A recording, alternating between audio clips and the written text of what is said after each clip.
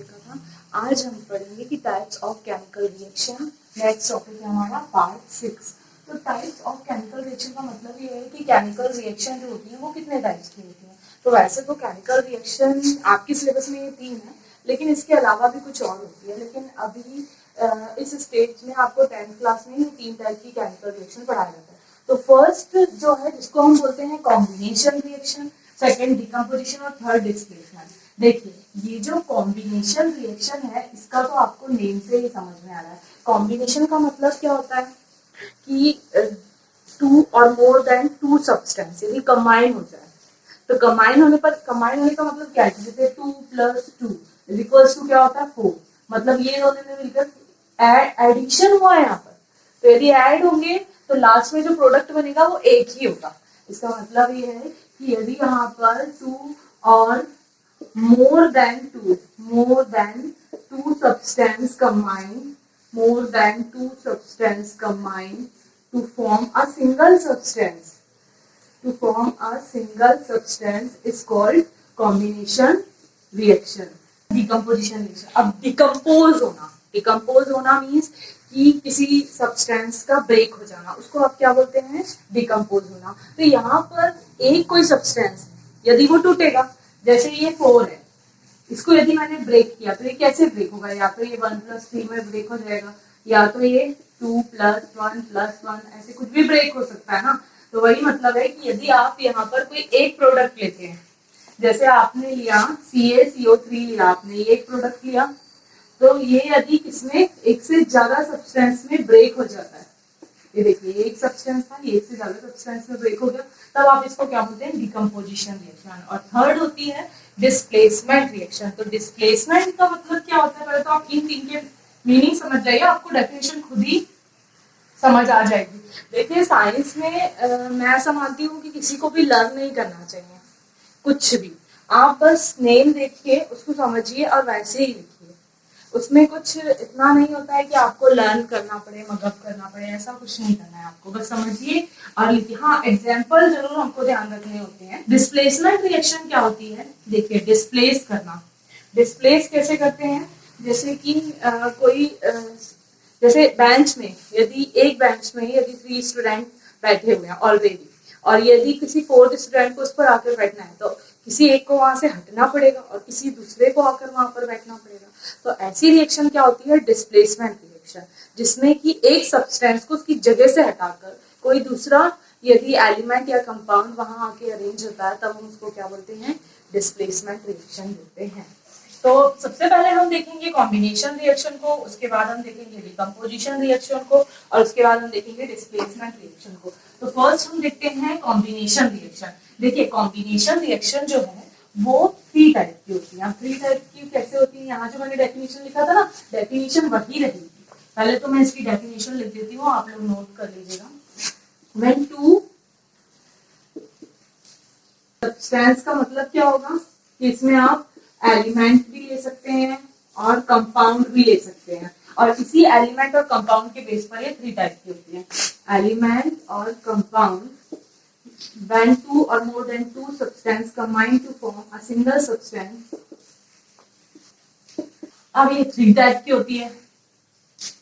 इसमें first type आप देखिए। फर्स्ट टाइप, यदि मैं दोनों एलिमेंट ले लेती हूँ, कॉम्बिनेशन ऑफ, यदि मैंने इसको मैं ऐसे लिखती हूँ, देखिए कॉम्बिनेशन ऑफ 2 एलिमेंट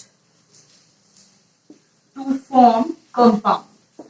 आपको क्या करना है कि पहली जो कॉम्बिनेशन रिएक्शन बनानी है वो ऐसी बनानी है जिसमें कि दोनों क्या हो, उसकी एलिमेंट्री स्टेट में हो। देखिए कंपाउंड क्या होते हैं, जैसे मैंने यहाँ पर लिख दिया NH3 लिखा, ये कंपाउंड हो गया। लेकिन मैं यदि N2 लिख दूं तो ये तो नाइट्रोजन गैस है और ये नेचुरल अकरिंग स्टेट में है। नाइट्रोजन नेचुरल अकरिंग स्टेट में है, गैस स्टेट में, तो ये एलिमेंट्री हो गया। लेकिन यहाँ पर नाइट्रोजन है और उसके साथ क्या है, हाइड्रोजन भी है, फिर दोनों का कॉम्बिनेशन है। तो ये इसके लिए आपने ऐसे पढ़े होंगे कि 9th में पढ़ाया जाता है कंपाउंड क्या होता है, एलिमेंट क्या होता है, इसलिए मैंने यहाँ पर अभी नहीं बताया कि एलिमेंट और कंपाउंड क्या होते हैं, वैसे समझता है आपको। तो ये हो गया एलिमेंट, ये हो गया कंपाउंड। जैसे मैंने लिख दिया यदि H2, तो ये इसको मॉलिक्यूल भी बोलते हैं। मॉलिक्यूल, कंपाउंड और एलिमेंट तीनों में क्या डिफरेंस होते हैं आप 9th में पढ़ लेते हैं। देखिए जैसे ये मॉलिक्यूल हुआ या फिर मैंने इसको कहा कि ये क्या हो गया, ये कंपाउंड है, ठीक है।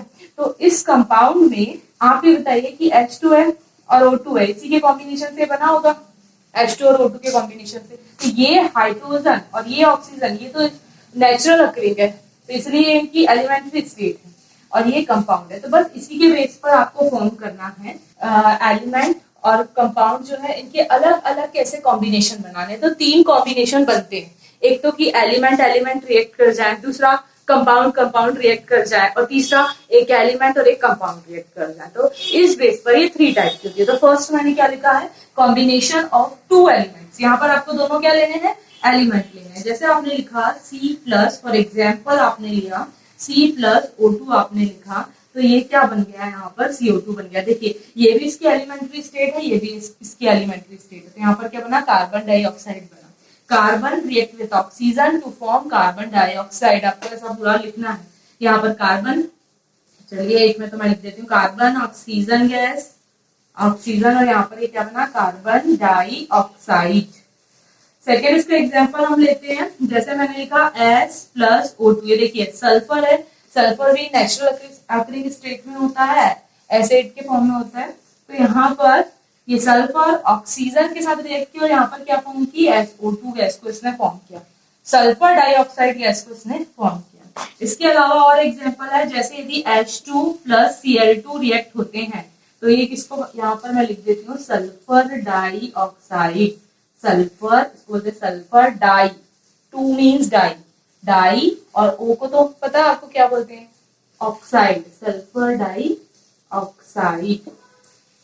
Hydrogen react with chlorine, hydrogen gas react with chlorine gas to form hydrogen chloride. ये इसको कौन सा एसिड बोलते हैं, हाइड्रोक्लोरिक एसिड। ये कौन सा एसिड है, इसको आप लर्न करिएगा, इसको क्या बोलते हैं, HCl को क्या बोलते हैं, हाइड्रोक्लोरिक एसिड, और H2SO4 को क्या बोलते हैं, सल्फ्यूरिक एसिड। तो ये क्या हो गया आपका, हाइड्रोक्लोरिक एसिड। इसके बाद और भी एग्जांपल हो सकते हैं इसके, जैसे H2+O2 gives H2O, 2H2O। तो ये वाटर फॉर्म हुआ। देखिए यहाँ पर ये सब एलिमेंट्री स्टेट में है, नेचुरल अकरिंग स्टेट में है। तो 2 एलिमेंट्स का जब कॉम्बिनेशन होगा तो ये इसका पहला टाइप होता है, ठीक है। अब दूसरा टाइप क्या होगा इसका, दूसरा टाइप होगा इसका, हम ले लेते हैं कॉम्बिनेशन ऑफ, सेकेंड टाइप है combination of 1 element, combination of 1 element and 1 compound. अब आपको एक एलिमेंट लेना है और एक कंपाउंड लेना है, आप कुछ रिएक्शन बता सकते हैं, नहीं अभी तो पढ़ना आपने स्टार्ट ही किया, चलिए मैं बताती हूँ। इसमें पहला आपने लिखा NO, इसकी रिएक्शन जब आपने O2 से करवाई तो ये क्या फॉर्म करेगा, ये फॉर्म करेगा NO2, नाइट्रोजन डाइऑक्साइड गैस को ये फॉर्म करेगा, ठीक है। ये हो गया इसका पहला एग्जांपल। दूसरा एग्जांपल है, यदि आपने SO2 गैस ली और इसकी रिएक्शन O2 से करवाई, देखिए ये कंपाउंड है, हमने यहाँ पर कंपाउंड फॉर्म किया SO2, अभी आपने एक कंपाउंड लिया और एक एलिमेंट लिया O2, तो ये क्या फॉर्म करते हैं, ये फॉर्म करते हैं SO3 गैस को फॉर्म करते हैं, ये भी एक गैस ही होती है। तो ये किसके एग्जांपल हो गए कि एक इसमें कंपाउंड रहेगा और एक इसमें एलिमेंट रहेगा। तो कंपाउंड जब फॉर्म होगा इसको आप बोलेंगे combination of 1 element and 1 compound. Third type इसका होता है कि आपको अभी दोनों क्या लेने हैं, कंपाउंड ही लेने हैं, combination of 2 compounds to form compound substance, new substance को आपको फॉर्म करना है। तो पहला तो इसका एग्जांपल हो जाएगा CaO, यहाँ पर कैल्शियम है और ये ऑक्सीजन है, तो ये कंपाउंड हुआ। तो ये पहला कंपाउंड हुआ, इसकी रिएक्शन आपने करवाई H2O से, तो ये फॉर्म करेगा CaOH टेकन ट्वाइस को ये फॉर्म करेगा। मैंने लास्ट लेक्चर में आपको बताया था, इसको क्या बोलते हैं, इसको क्या बोलते हैं, इसको क्विक लाइम बोलते हैं, जो मार्केट में मिलता है। मैंने बताया था ना आपको, लाइमस्टोन होता है CaCO3, उसको आप हीट करते हैं तो CaO + CO2 बनता है। ये जब वाटर के साथ रिएक्ट करेगा तो ये क्या फॉर्म करता है, CaOH टेकन ट्वाइस फॉर्म करता है।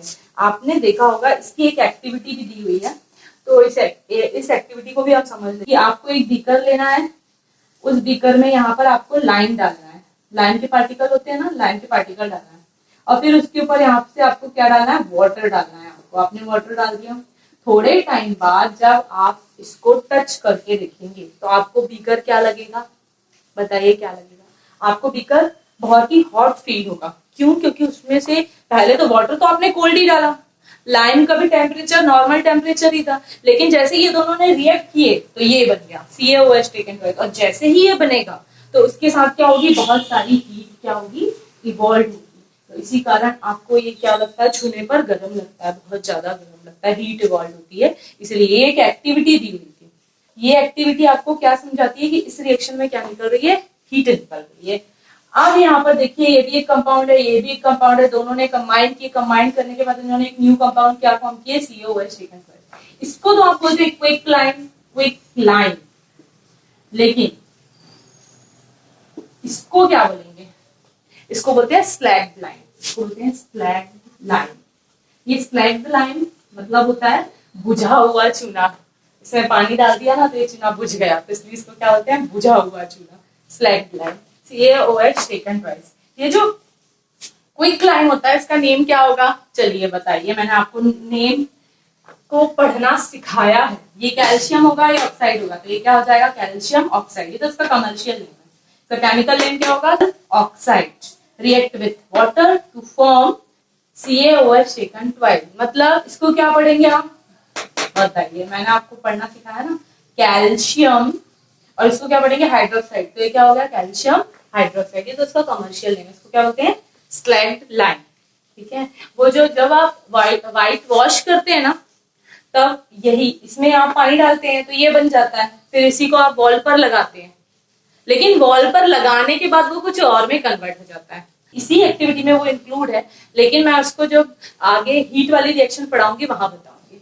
इसके बाद ये तो कॉम्बिनेशन रिएक्शन के हमारे तीनों टाइप कंप्लीट हो गए कि एलिमेंट रिएक्ट करेगा, कंपाउंड को फॉर्म करेगा, एलिमेंट एंड कंपाउंड रिएक्ट करेंगे तो जिस कंपाउंड को फॉर्म करेंगे, और कंपाउंड रिएक्ट करेंगे तो कंपाउंड को फॉर्म करेंगे। ये कॉम्बिनेशन रिएक्शन हो गई। अब इसके बाद सेकेंड रिएक्शन हम पढ़ते हैं, decomposition reaction. Decomposition reaction. The reaction in which a compound break up into two or more simpler substance are known as decomposition reaction. तो decomposition reaction क्या होती है कि किसी सब्सटेंस का ब्रेक हो जाना, वो डिकम्पोजिशन रिएक्शन होती है। कैसे ब्रेक हो जाना, इसको एक हाइपोथेटिकल कॉन्सेप्ट के थ्रू आप समझिए। ऐसे कि यदि आपने एक चौक लिया, ठीक है, और उस चौक को आपने ऐसे छोड़ दिया, ऐसे नीचे छोड़ दिया, नीचे छोड़ने पर क्या होगा कि वो ब्रेक हो जाएगी 2 और 3 सब्सटेंस में। मीन्स वो ब्रेक होना क्या हो गया, उसका डिकम्पोज होना। मैं डिकम्पोजिशन रिएक्शन नहीं बोल रही हूँ, ये चौक का गिर जाना और टूट जाना डिकम्पोजिशन रिएक्शन नहीं है, लेकिन ये डिकम्पोजिशन। अब यदि आप डिकम्पोजिशन को, जैसे केमिस्ट्री में आपने कोई कंपाउंड के साथ ऐसे ही उसको डिकम्पोज करवाया, तो आप उसको क्या बोल देंगे, डिकम्पोजिशन रिएक्शन। लेकिन ऐसे बिल्कुल नहीं होगा कि आप जाएंगे और किसी कंपाउंड को छोड़ देंगे तो वो ऑटोमेटिकली 2 और 3 सब्सटेंस में ब्रेक हो जाएगा और आप उसको डिकम्पोजिशन रिएक्शन बोल देंगे। ऐसा बिल्कुल नहीं होता है। देखिए, आपने चौक को नीचे छोड़ा तब वो ब्रेक हुई, मतलब आपने कुछ तो किया, फोर्स लगाया आपने उसको, तब वो ब्रेक हुई। तो वैसे यदि आपको किसी भी केमिकल कंपाउंड को ब्रेक करना है, केमिकल सब्सटेंस, केमिकल कंपाउंड, इसको यदि आपको ब्रेक करना है तो कुछ तो करना पड़ेगा, ऑटोमेटिक तो वो ब्रेक नहीं होगा ना। तो कुछ करने के लिए हम क्या करते हैं, या तो हम उसको हीट दे देते हैं, या तो फिर हम उसको लाइट के थ्रू एनर्जी दे देते हैं, या तो फिर हम उसको इलेक्ट्रिसिटी के थ्रू एनर्जी दे देते हैं, या फिर हम क्या करते हैं उसको 4th नंबर पे, या तो फिर हम उसको क्या करते हैं, कैटलिस्ट के थ्रू हम उसको एनर्जी दे देते हैं। मतलब कैटलिस्ट की प्रेजेंस में रिएक्शन करवाते हैं तब वो ब्रेक हो सकता है। तो देखिए, यदि आप उसको हीट के थ्रू, मतलब उस कंपाउंड को आप हीट प्रोवाइड करवा रहे हो फिर वो ब्रेक हो रहा है, तो हीट का सिनोनिम्स क्या होता है साइंस की लैंग्वेज में, इसको बोलेंगे आप थर्मल रिएक्शन, थर्मो बोलते हैं ना, इसको आप क्या बोलेंगे, थर्मल डिकम्पोजिशन रिएक्शन बोलेंगे, डिकम्पोजिशन रिएक्शन। यदि आपने लाइट की प्रेजेंस में करवाया तो देखिए लाइट जो होती है ना, ऐसा समझा जाता है जैसे ये लाइट की रेज आ रही है, ठीक है, ये रेज आ रही है, तो ऐसा माना जाता है कि ये रेज जो है ये छोटे छोटे ऐसे एनर्जी के पैकेट से मिलकर बनी हुई है। तो इसी एनर्जी के पैकेट को हम क्या बोलते हैं, फोटोन बोलते हैं, फोटोन बोलते हैं। तो इसीलिए यहाँ पर इस रिएक्शन का नाम क्या हो जाएगा, आप इसको लाइट के थ्रू ब्रेक करा रहे हैं, इसलिए इस रिएक्शन का नाम क्या हो जाएगा, photochemical reaction, photochemical reaction. Electricity के थ्रू आप यदि किसी सब्सटेंस को ब्रेक करवाते हैं, मतलब कोई सब्सटेंस है उसमें आप इलेक्ट्रिक आर्क या इलेक्ट्रिसिटी प्रोवाइड करवाते हैं उसमें, तब वो ब्रेक यदि हो रहा है, डिकम्पोज हो रहा है, ब्रेक हो रहा है, तब आप उसको क्या बोलेंगे, इलेक्ट्रो, और किस पर इलेक्ट्रिसिटी दे रहे हैं, किस केमिकल पर, तब आप उसको क्या बोलेंगे, electrochemical decomposition, electrochemical decomposition, decomposition reaction. फिर लास्ट है कैटलिस्ट। कैटलिस्ट की प्रेजेंस में जो रिएक्शन होगी हम उसको क्या बोलेंगे, कैटालिटिक डिकम्पोजिशन रिएक्शन बोलेंगे इसको, ठीक है। लेकिन मैं इन सबको एक्सप्लेन करती हूँ, लेकिन उसके पहले मैंने ना इसका सिर्फ आपको एक ही एग्जांपल बताया है, इसका हम एक और एग्जांपल देख लेते हैं। जो कॉम्बिनेशन देखा था ना, कॉम्बिनेशन ऑफ टू कंपाउंड्स, क्योंकि इसकी एक एक्टिविटी भी है इसलिए हम उसका एग्जांपल देख लेते हैं।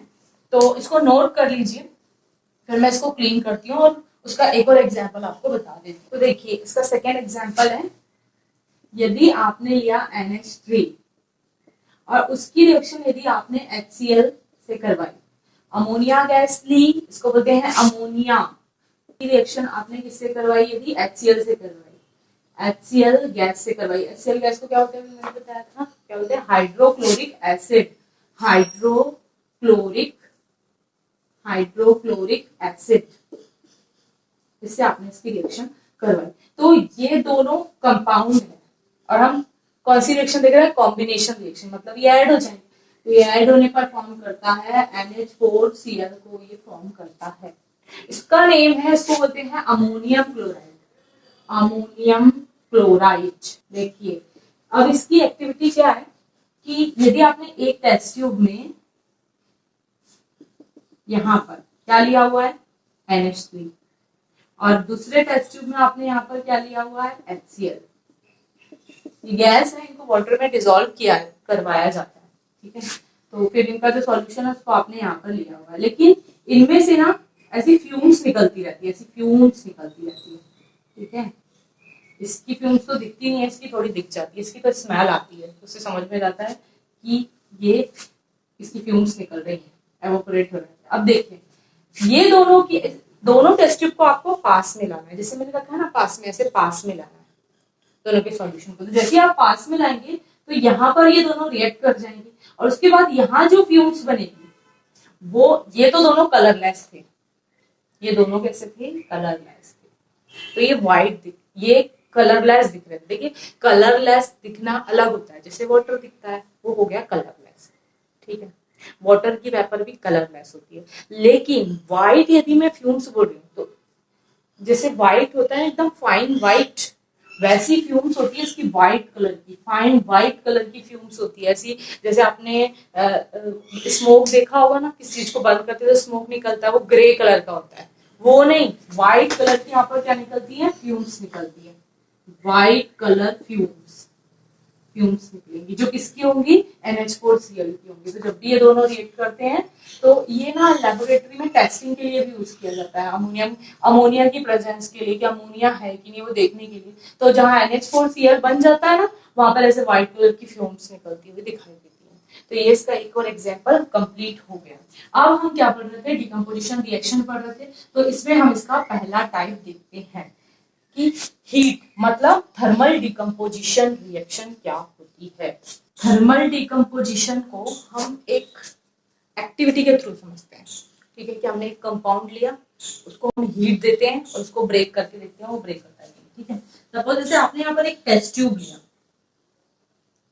और इस टेस्ट ट्यूब में आपने यहाँ पर रख दिया लेड या लीड, जिसको बोलते हैं आप नाइट्रेट, इसको रखा, ठीक है, लीड नाइट्रेट को रखा आपने यहाँ पर। तो क्या होगा कि ये जो लीड नाइट्रेट है इसका फॉर्मूला होता है, आपको लिखते बन जाना चाहिए, अभी जाएगी, PbNO3 टेकन ट्वाइस, ये इसका फॉर्मूला होता है। नाइट्रेट मतलब NO3 और Pb पर 2+ चार्ज होता है, इसलिए इसके नीचे, तो ये क्या हो गया, PbNO3, लीड नाइट्रेट को लिया। इसको आपने बर्नर से क्या किया, हीट किया। तो जब आप बर्नर से इसको हीट करेंगे ना, इस लीड नाइट्रेट को, तो आपको कुछ यहां से ऐसे ब्राउन कलर की फ्यूम्स निकलती हुई दिखाई देगी, brown colour gas, brown colour की ऐसे गैस निकलती हुई दिखाई देगी।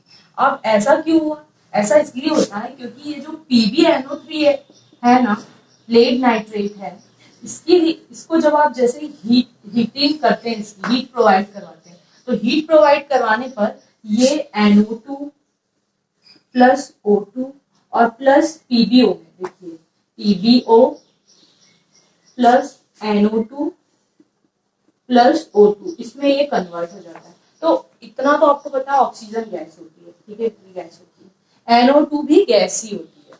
नाइट्रोजन डाइऑक्साइड, इसको क्या बोलते हैं, नाइट्रोजन डाइऑक्साइड, ये भी गैस ही होती है। और इसी गैस के कारण यहाँ पर कौन सा कलर दिखता है, ब्राउन कलर दिखता है। और बाकी जो कंपाउंड बच जाता है नीचे, वो क्या होता है, PbO होता है, जिसको हम क्या बोलते हैं, लीड ऑक्साइड बोलते हैं, ठीक है। ये हो गया हमारा फर्स्ट एक्सपेरिमेंट कि आपने क्या किया, यहाँ पर आपने लिया लीड नाइट्रेट को लिया, तो लीड नाइट्रेट को लेने पर वो लीड ऑक्साइड, नाइट्रोजन डाइऑक्साइड और ऑक्सीजन गैस में ब्रेक हो जाता है। तो ऑक्सीजन गैस तो पता है यहाँ पर भी है, वो तो कलरलेस है, तो वो तो दिखेगी नहीं, लेकिन ये ब्रेक हुआ है, हमको कैसे पता चल रहा है, क्योंकि वहां पर कौन से कलर की, ब्राउन कलर की गैस निकल रही है, जो कि किसके कारण है, NO2 के कारण है, ठीक है। तो ये है डिकम्पोजिशन रिएक्शन थ्रू हीट, इसको क्या बोला हमने, थर्मल डिकम्पोजिशन, इसको हम बोल सकते हैं thermal decomposition of lead nitrate. Second हम एग्जाम्पल देखते हैं, ये फर्स्ट एग्जाम्पल है। सेकेंड हम एग्जाम्पल देखते हैं कि एक होता है FeSO4 इंटू 7H2, इसको बोलते हैं ग्रीन विट्रॉल, इसको बोलते हैं ग्रीन विट्रॉल। मैंने एक कॉपर सल्फेट भी बताया था आपको, उसको ब्लू विट्रॉल बोलते हैं, वैसे ये क्या होता है, ग्रीन विट्रॉल, इसको क्या बोलते हैं, ग्रीन विट्रॉल, ग्रीन विट्रॉल। और यदि इसका केमिकल नेम देखेंगे तो केमिकली तो कमर्शियल नेम, केमिकल नेम देखेंगे तो केमिकल नेम क्या होगा, आयरन सल्फेट।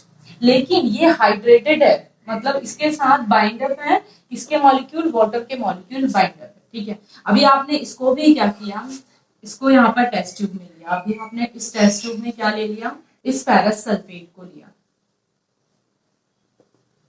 तो FeSO4 को आपने लिया और जैसे आप हीट करेंगे, तो हीट करने पर जब आप इसको थोड़ी देर हीट करेंगे, तो थोड़ी देर हीट करने के बाद क्या होगा, इसमें से सबसे पहले तो एक वाटर का मॉलिक्यूल निकलेगा, और ये वाटर का मॉलिक्यूल अलग हो जाने के बाद यहाँ पर क्या बच जाएगा, FeSO4 बस बचेगा, इसके हाइड्रेटेड वाटर मॉलिक्यूल बाहर निकल जाएंगे।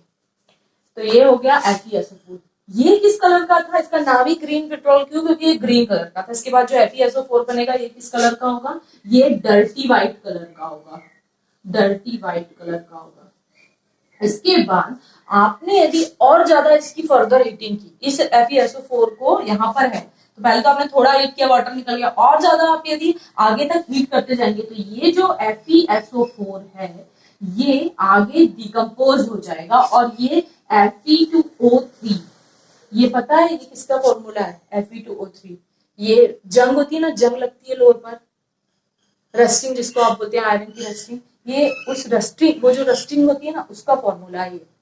क्योंकि iron react with oxygen, rusting किसके कारण हो रही है, ऑक्सीजन के कारण, वो ये बनता है, रस्टिंग का फॉर्मूला। तो आप बताइए कि रस्टिंग किस कलर की होती है, ब्राउन कलर की, तो ये किस कलर का होगा, ब्राउन कलर का। तो पहले तो यहाँ पर आपने कैसे कलर चेंज होते हुए देखा कि ये जो FeSO4 था, ये किस कलर का था, ग्रीन कलर का था। फिर इसको हीट किया, तो ये कौन से कलर में आ गया, डर्टी व्हाइट, डर्टी व्हाइट।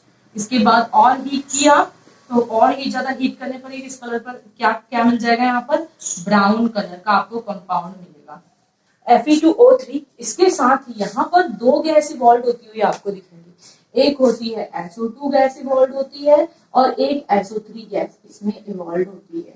तो ये थे थर्मल डिकम्पोजिशन के दो एग्जांपल्स। अब इसके बाद हम पढ़ते हैं फोटोकेमिकल रिएक्शन क्या होती है। देखो ऐसी रिएक्शन जो किसी सनलाइट की प्रेजेंस में होती है ना, उसको फोटोकेमिकल रिएक्शन बोलते हैं।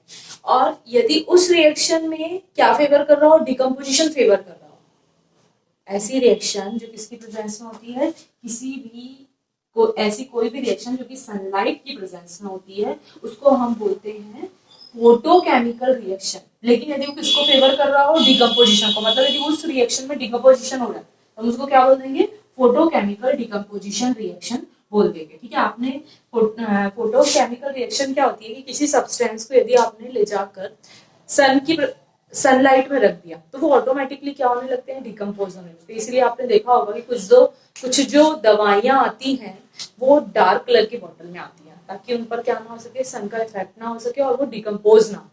इसीलिए अब फोटोकेमिकल डिकम्पोजिशन का हम एग्जाम्पल देखते हैं। इसको भी एक एक्टिविटी के थ्रू समझते हैं। आपको क्या करना है, चाइना डिश लेना है।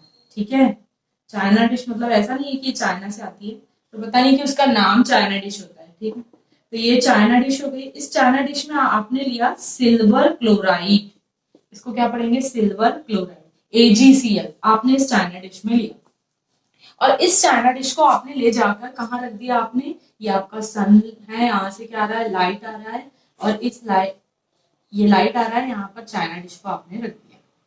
ठीक है, अब क्या होगा, थोड़े टाइम बाद जैसे ही इस पर सनलाइट आएगा तो यहाँ से रिएक्शन क्या होगी, देखिए AgCl, इसको आपने क्या दिया, सनलाइट, इसको ऐसे HV से प्रेजेंट, इसको ऐसे HV से प्रेजेंट करते हैं। ठीक है, HV से इसको प्रेजेंट करते हैं तो ये डिकम्पोज हो जाएगा, Ag प्लस Cl में डिकम्पोज हो जाएगा।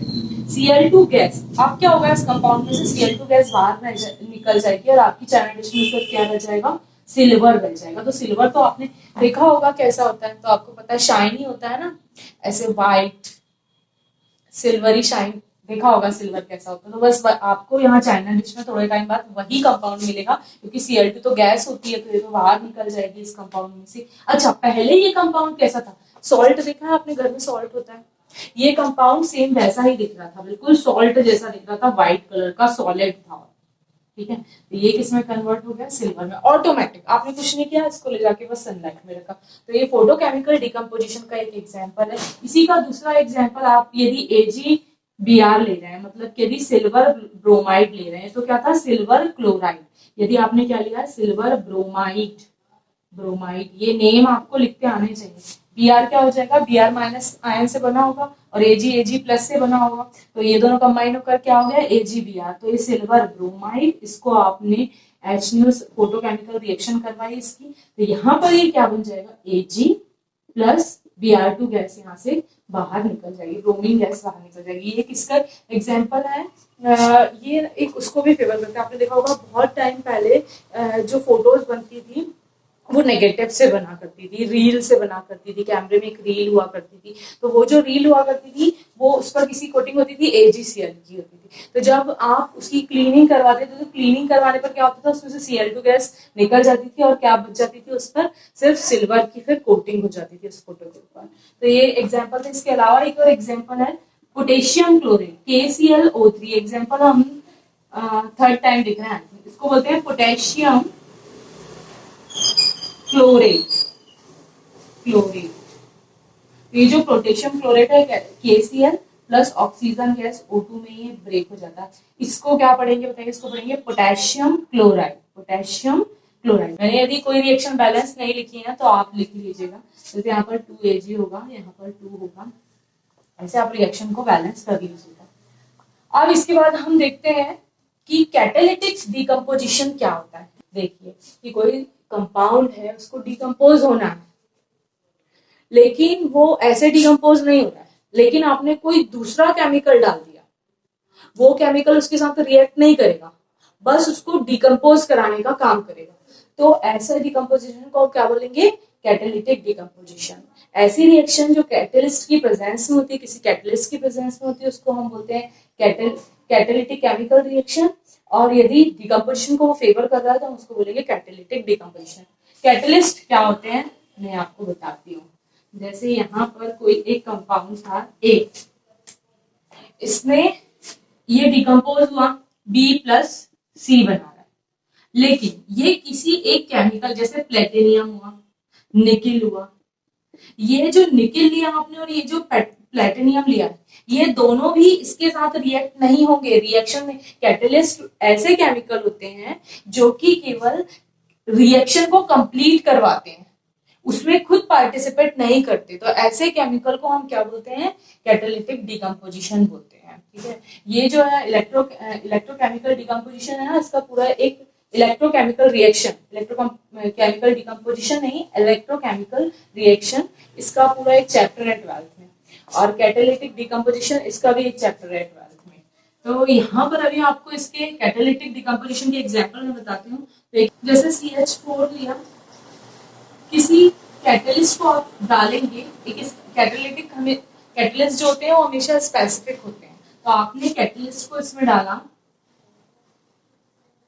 तो कैटलिस्ट डालने के बाद ये कार्बन प्लस H2 गैस, यहाँ से ये हाइड्रोजन गैस को रिमूव कर देगा और यहाँ पर कार्बन बच जाएगा। तो एक मीथेन बोलते हैं इसको, CH4 को मीथेन बोलते हैं। तो मीथेन का क्या हुआ? Decomposition in the presence of catalyst called catalytic decomposition. तो यहाँ पर हमारा कैटालिटिक डिकम्पोजिशन भी कंप्लीट होता है। अब हम देखते हैं इलेक्ट्रोकेमिकल डिकम्पोजिशन क्या होता है, और ये इंपॉर्टेंट भी है, ये इंपॉर्टेंट है, और ये फोटोकेमिकल ये इंपॉर्टेंट है, और ये थर्मल इंपॉर्टेंट। कैटालिटिक डिकम्पोजिशन उतना इंपॉर्टेंट नहीं है। देखिए, इलेक्ट्रोकेमिकल डिकम्पोजिशन क्या होता है कि अब आपको इसमें पता है कि इलेक्ट्रो मतलब इलेक्ट्रिसिटी आपको प्रोवाइड करानी किस पर? उस केमिकल पर जिसका आपको डिकम्पोजिशन करवाना है। तो सपोज जैसे आपने एक बीकर लिया, इस बीकर में आपने क्या किया, हम एक एक्टिविटी भी परफॉर्म कर रहे हैं। ठीक है, ये एक्टिविटी दी हुई है बुक में। तो इस बीकर में, उसमें ऐसा लिखा है एनसीईआरटी में कि प्लास्टिक का आप मग लीजिए, उस मग में 2 होल करिए। ठीक है, तो ये प्लास्टिक का मग है या कोई बीकर, उसमें आपने यहाँ पर क्या किया? होल किया। इस 2 होल में आपने यहाँ पर 2 रॉड लगाई, 2 रॉड लगाई। किसकी? कार्बन की रॉड लगाई। कार्बन की रॉड क्यों लिया हमने? कार्बन या ग्रेफाइट की रॉड क्यों लिया? क्योंकि ये क्या होते हैं? कार्बन ग्रेफाइट की रॉड लिया। तो ये क्या होते हैं? इलेक्ट्रिसिटी के कंडक्टर होता है ग्रेफाइट, नॉन मेटल होता है, लेकिन यही एक ऐसा नॉन मेटल है जो कि इलेक्ट्रिसिटी का कंडक्टर है। तो हमने उसको ले लिया। अब इसका कनेक्शन हमने किससे कर दिया? यहाँ से बैटरी से कर दिया। ठीक है, इसका कनेक्शन हमने किससे कर दिया? बैटरी से कर दिया। अब इसके ऊपर हमने क्या किया कि यहाँ पर 2 टेस्ट ट्यूब इसके ऊपर ऐसा उल्टा करके रख दिया। पहले इसमें वाटर को हमने फिल कर लिया, वाटर को फिल करने के बाद हमने इसके ऊपर 2 टेस्ट ट्यूब को ऐसे टर्न करके इसके ऊपर रख दिया। डायग्राम दिख रहा है अच्छे से? ये टेस्ट ट्यूब को हमने ऐसा उल्टा करके रख दिया। यहाँ पर ये क्या है हमारा? H2O। ठीक है, हम क्या पढ़ने जा रहे हैं? यदि ये वाटर है, इसको यदि मैं इलेक्ट्रिसिटी दूंगी, तो इलेक्ट्रिसिटी देने पर ये H2 gas plus oxygen gas यहाँ से इसको ये बाहर कर देगा, ऐसे डिकम्पोज होगा। तो ये एक्सपेरिमेंट आपको घर पर बिल्कुल नहीं करनी है कि पानी लिए और उसमें 2 रॉड लगा दिए तो सब गड़बड़ हो जाएगा। ये लेबोरेटरी में परफॉर्म होती है। ठीक है, अंडर ऑब्जर्वेशन। तो ये रिएक्शन परफॉर्म करनी है यहाँ पर। अब ये जो वाटर है, इस वाटर में आपने यहाँ पे से आप इसको इलेक्ट्रिसिटी प्रोवाइड करेंगे। देखिए, आपने जो 2 इलेक्ट्रोड लगाया ना, इसमें एक इलेक्ट्रोड है कैथोड, एक को क्या बोलते हैं? कैथोड, और एक को क्या बोलते हैं? एनोड। तो जो एनोड होता है, रॉड 2 होती है, एक पॉजिटिव चार्ज की होती है और एक नेगेटिव चार्ज की होती है। तो जो पॉजिटिव चार्ज की रॉड होती है उसको बोलते हैं एनोड, और जो नेगेटिव चार्ज की रॉड होती है उसको बोलते हैं कैथोड। ये 2 रॉड लगाई आपने, बैटरी से इसका कनेक्शन कर दिया। आप क्या करेंगे कि आप यदि 6 वोल्ट की इलेक्ट्रिसिटी यदि इसको प्रोवाइड करवाते हैं, तो 6 वोल्ट की इलेक्ट्रिसिटी प्रोवाइड कराने पर ये ब्रेक हो जाएगा और ऐसे हाइड्रोजन और ऑक्सीजन देगा। अब मैंने इसके ऊपर ये जो मैंने ऐसी कैपिंग की ना टेस्ट ट्यूब की, तो ये कैपिंग क्यों की थी? इसलिए की थी कि जैसे आप इसको इसके ऊपर उल्टा करके रखेंगे तो कुछ वाटर तो इसके अंदर आ जाएगा। ठीक है, तो ये रॉड के पास जो वाटर है उसका डिकम्पोजिशन होगा, और उसका डिकम्पोजिशन होगा तो यहाँ पर हाइड्रोजन और ऑक्सीजन बनेंगे। तो ये हाइड्रोजन और ऑक्सीजन कहाँ? इस वाटर का डिकम्पोजिशन होगा तो यहाँ पर बनेगी ना गैस, यहाँ पर बनेगी गैस। गैस को कैसे शो कराऊं मैं? ऐसे, सपोज ये गैस बन रही है, तो ये गैस तो यहाँ पर बनेगी, मतलब बनेगी, रिएक्शन यहाँ पर होगी और यहाँ से निकलकर वो बाहर जाएगी। तो वाटर के अंदर से यदि गैस ऊपर आती है तो ऐसे बबल्स दिखते हैं कि नहीं आपको? तो ऐसे बबल्स आपको ऊपर की तरफ दिखेंगे, तो आपको पता चल जाएगा कि ये रिएक्शन कंप्लीट हो रही है और हाइड्रोजन और ऑक्सीजन यहाँ पर बन रहा है। अब देखिए, यहाँ पर होता क्या है कि ये दो रॉड हमने क्यों लगाए, ये दो रॉड हमने इसलिए लगाए कि जैसे ही हम यहाँ पर इसको क्या करते हैं, इलेक्ट्रिसिटी प्रोवाइड करवाते हैं, तो इलेक्ट्रिसिटी प्रोवाइड करवाने पर ये दो आयन को जनरेट करेगा। एक तो ये बनाता है H+ और दूसरा ये बनाएगा OH- आयन। अब यहाँ पर इलेक्ट्रिसिटी जैसे ही इस रॉड को मिली, ये दो आयन जनरेट हुए। अब ये दोनों आयन क्या करेंगे कि अपोजिट रॉड पर ये मूव करते हैं। अपोजिट रॉड पर कैसे कि जो H+ होगा, ये H+ आयन है तो ये इस पर प्लस चार्ज है। अभी आपकी रॉड है, रॉड पर भी तो चार्ज है, दोनों जो आपने रॉड लगाई हुई है वो दोनों रॉड पर भी चार्ज है। तो एक है एनोड और एक है कैथोड। तो यहाँ पर ये जो एनोड है ये प्लस चार्ज है आपका, तो आप बताइए कि ये खुद प्लस चार्ज है, तो ये सेम चार्ज तो कभी अट्रैक्ट होते नहीं है, तो इस पर कौन सा आयन आएगा, OH- आयन यहाँ पर आते हैं। और ऐसे 2 OH- आयन मिलकर यहाँ पर 2 OH में कन्वर्ट होते हैं। अब ये कैसे कन्वर्ट हुआ, 2 OH- आयन 2 OH में कैसे कन्वर्ट हुआ, देखिए ये प्लस चार्ज है। आपने आयंस कैसे फॉर्म होते हैं ये आपने बहुत अच्छे से पढ़ा होगा 9th में कि यदि, और वैसे भी नहीं पढ़ा तो आप ध्यान रखिए कि यदि नेगेटिव चार्ज होता है किसी के भी ऊपर तो उसका मतलब ये होता है कि उसके पास उतने, जितना नेगेटिव चार्ज है उतने ज्यादा एक्सेस इलेक्ट्रॉन उसके ऊपर है। और कहीं पर भी यदि पॉजिटिव चार्ज दिखता है तो उसका सीधा सा मीनिंग ये होता है कि उस पर उतने इलेक्ट्रॉन की डेफिशिएंसी है। उस एटम पर, उस आयन, उस एटम पर, उस पॉली एटॉमिक आयन पर यदि आपको प्लस चार्ज दिखता है तो वहां उतने इलेक्ट्रॉन की डेफिशिएंसी है। और माइनस मतलब उतने इलेक्ट्रॉन ज्यादा है। पर कितने, एक OH पर सिंगल माइनस चार्ज है, तो मैंने 2 OH लिखा, तो कितने माइनस चार्ज हो गए, 2 OH माइनस चार्ज हो गए। तो यहाँ पर ये क्या करेगा, क्योंकि ये एनोड रॉड जो है ये पॉजिटिव चार्ज की है, तो यहाँ पर ये 2 इलेक्ट्रॉन को रिलीज कर देगा। देखिए कभी भी इलेक्ट्रॉन जो रिलीज, कोई भी आप केमिकल रिएक्शन को जब रिप्रेजेंट करते हैं ना, तो रिप्रेजेंटेशन में उसका एक वे ये भी है कि यदि कोई भी चीज रिलीज होती है तब उसको आपको राइट हैंड साइड में लिखना है, और यदि ऐड होता है, कुछ भी ऐड होता है तो आपको उसको कहाँ लिखना है, लेफ्ट हैंड साइड में लिखना है। तो अभी तो इलेक्ट्रॉन रिलीज हो रहे हैं, जब इलेक्ट्रॉन रिलीज हो रहे हैं तो आप उसको कहाँ लिखेंगे, राइट हैंड साइड पर। उसने इसको दे दिया ना अपने में से निकल के, इसलिए आपने इसको राइट हैंड साइड में लिख दिया। ये रिप्रेजेंटेशन होता है। अब इसके बाद यहाँ पर ये 2 OH जो है ये कन्वर्ट हो जाएंगे O2 प्लस H2 में कन्वर्ट हो जाते हैं, तो यहाँ से ये गैस बन गई। ठीक है, अब देखिए कैथोड पर क्या होता है। कैथोड पर रिएक्शन ये होती है कि ये है नेगेटिव चार्ज, ये है नेगेटिव चार्ज। अब ये बताइए कौन सा आयन आएगा इसके पास, H+, तो यहाँ पर H+ आएगा। अब ये रॉड तो बोल रही है कि मेरे पास तो बहुत सारे इलेक्ट्रॉन हैं, तो इसलिए वो इसको अट्रैक्ट करती है और इसको बोलती है कि तुमको यदि इलेक्ट्रॉन चाहिए तो तुम ले लो। तो हाइड्रोजन यहाँ आता है और इससे एक इलेक्ट्रॉन लेता है। तो मैंने बताया कि जब कोई भी चीज ऐड होती है तो उसको लेफ्ट साइड में लिखते हैं, तो मैंने यहाँ पर इलेक्ट्रॉन को इसीलिए लेफ्ट साइड में लिखा। और तो ये इसमें कन्वर्ट हो जाएगा, H में कन्वर्ट हो जाएगा। फिर ये एटॉमिक स्टेट में तो कोई भी नहीं रहता, तो ये H+H मिलकर तुरंत क्या बना लेते हैं, H2 गैस को यहाँ से रिमूव कर देते हैं। तो ये केमिकल रिएक्शन ऐसे यहाँ पर परफॉर्म होती है। अब आपने देखा होगा कि H2 यहाँ भी बन रहा है, H2 यहाँ भी बन रहा है। यदि आप इस केमिकल इक्वेशन को बैलेंस करेंगे तो यहाँ पर देखिए इसका जस्ट डबल वॉल्यूम मिल रहा है। ऑक्सीजन जो मिलती है उससे जस्ट डबल वॉल्यूम किसका होता है, हाइड्रोजन का होता है। मतलब यदि आप यहाँ पर देखेंगे तो एनोड पर आपको क्या मिली है, एनोड पर आपको ऑक्सीजन मिली है।